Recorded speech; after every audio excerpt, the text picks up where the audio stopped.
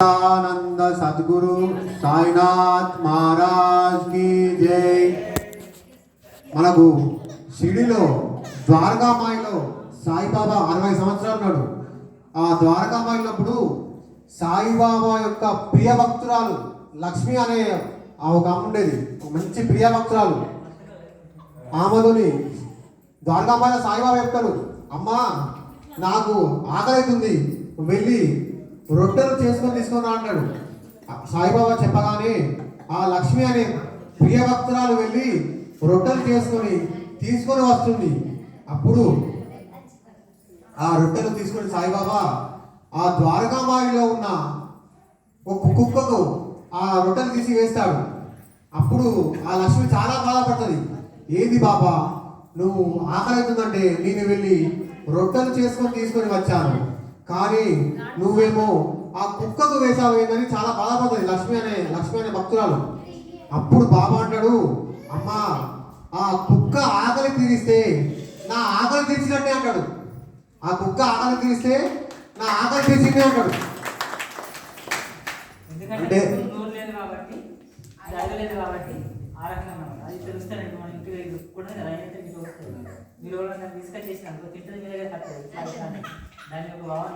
అంటే కుక్క ఆకలి తీరిస్తే నా ఆకలి తీర్చిందే అంటాడు సాయిబాబా.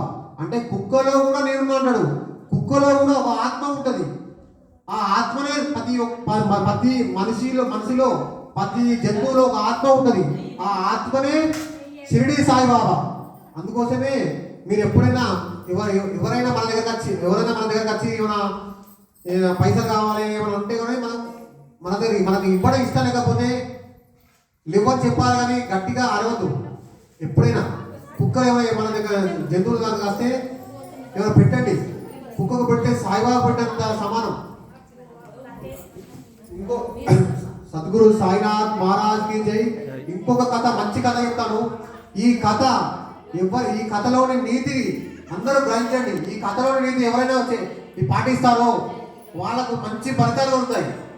చాలా ప్రజెంట్ ఈ కలియుగంలో చేసే ప్రతి ఒక్కరూ ఎంత పెద్ద తప్పు, చాలా అంటే చాలా పెద్ద తప్పు. ఈ కథలోని నీతి తెలుసుకొని ఎవరైనా ఈ కథలోని నీతి పాటిస్తారో తప్పక సాయిబాబా అనుగ్రహం పొందుతుంది. ఏంటి అంటే మనకు సాయిబాబా ద్వారకామాయిలో ఉన్నప్పుడు ఒక వ్యక్తి వచ్చి ఇంకొక వ్యక్తి గురించి చెడ్డగా చెప్తాడు. బాబా ఆ వ్యక్తి యొక్క చెడు గుణాలు చెప్తుంటాడు. ద్వారకామాయిలో సాయిబాబాకు ద్వారకామాయిలో ఒక భక్తుడు వచ్చి ఇంకో భక్తుడి యొక్క చెడు గుణాలు చెప్తుంటాడు. అప్పుడు సాయిబాబా ఏమో చెప్పాడు.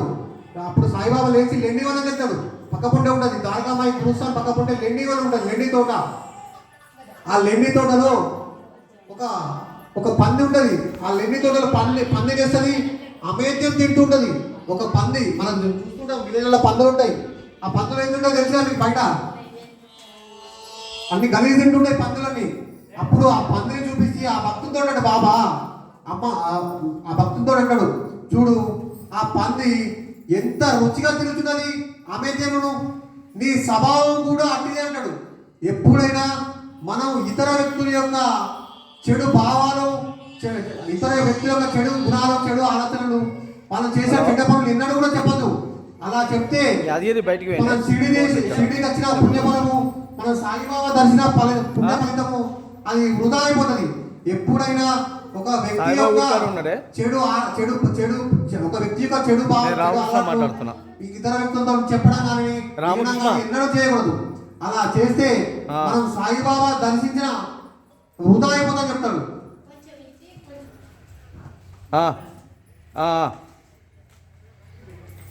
అందరూ సాయి భక్తులారా, ఒక వ్యక్తి యొక్క చెడు భావాలు కానీ చెడు మాటలు కానీ ఇంకొక వ్యక్తి దగ్గర మాట్లాడడం కానీ చేస్తే అప్పుడు సాయిబాబా ఏం చెప్పిండు, పందితో సావాలని చెప్పిండు. అది ఎప్పుడు చెడే తింటుంటది. మనం కూడా ఇతరులు అలా చేస్తే ఇతరుల యొక్క చెడు మనం తినేవాళ్ళం అవుతాం, వాళ్ళ పాపకారం మనం తీసుకునే వాళ్ళం అవుతాం. అందుకోసం ఎప్పుడు కూడా మనం ఇతర వ్యక్తుల యొక్క చెడు అబద్ధాల గురించి మాట్లాడాలని చేయకూడదు. ఇతర వ్యక్తుల యొక్క పాపకాల గురించి మనం మాట్లాడకూడదు. ఎవరు చేసిన తర్వాత వాళ్ళను ఇస్తారు. అది ఓం సాయిరామ్. శ్రీ సచ్చిదానంద సద్గురు సాయినాథ్ మహారాజ్ కి జై.